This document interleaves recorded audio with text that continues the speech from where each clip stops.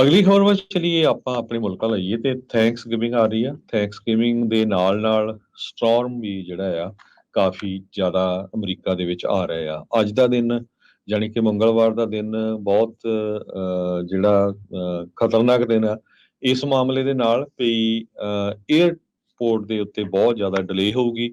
Roads ਦੀਆਂ condition ਵਾਲੀਆਂ good ਨਹੀਂ ਤੇ ਲੋਕ ਬਹੁਤ ਵੱਡੀ ਗਿਣਤੀ ਦੇ ਵਿੱਚ ਟਰੈਵਲ ਕਰ ਰਹੇ ਹੈਗੇ ਆ।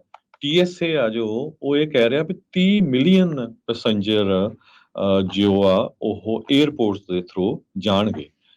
ਉਧਰੋਂ ਸਟਾਰਮ ਥ੍ਰੈਟ ਕਰ ਰਿਹਾ।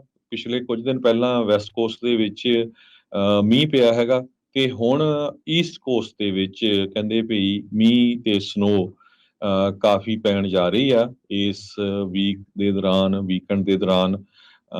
ਜੋ ਏਰੀਆ ਦੱਸੇ ਗਏ ਆ Chicago, Atlanta, Charlotte, Washington DC, New York city, so ਇਹਨਾਂ ਸਾਰਿਆਂ ਦੇ ਵਿੱਚ ਸਨੋ ਵੀ ਪਊਗੀ, ਮੀਂਹ ਵੀ ਪਊਗਾ। ਬਹੁਤ ਜ਼ਿਆਦਾ ਡਿਲੇ ਏਅਰਪੋਰਟਸ ਤੇ ਹੋਊਗਾ।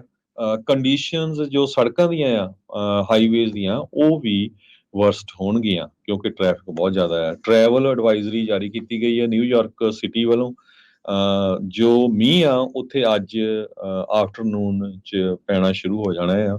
ਮੇਅਰ ਐਰਿਕ ਐਡਮ ਨੇ ਟਰੈਵਲਰਸ ਨੂੰ ਇਹ ਕਿਹਾ ਵੀ ਤੁਹਾਨੂੰ ਪ੍ਰਪੇਅਰ ਰਹਿਣਾ ਚਾਹੀਦਾ ਵੀ ਭਾਰੀ ਮੀਂਹ ਪਊਗਾ ਤੇ ਹਵਾਵਾਂ ਬੜੀਆਂ ਤੇਜ਼ ਹੋਊਗੀਆਂ। ਸਦਰਨ ਕੈਲੀਫੋਰਨੀਆ 'ਚ ਕੱਲ ਤੁਸੀਂ ਦੇਖਿਆ ਆ ਵੀ ਕਿੱਦਾਂ ਹਵਾਵਾਂ ਤੇਜ਼ ਸੀਆਂ।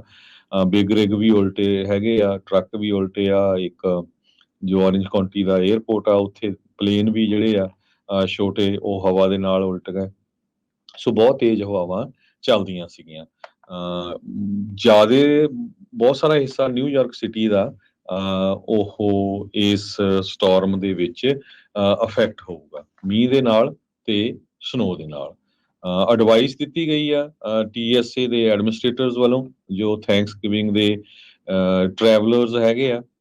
ਉਹਨਾਂ ਨੂੰ ਕਿਹਾ ਗਿਆ ਵੀ ਰਸ਼ ਬਹੁਤ ਆ।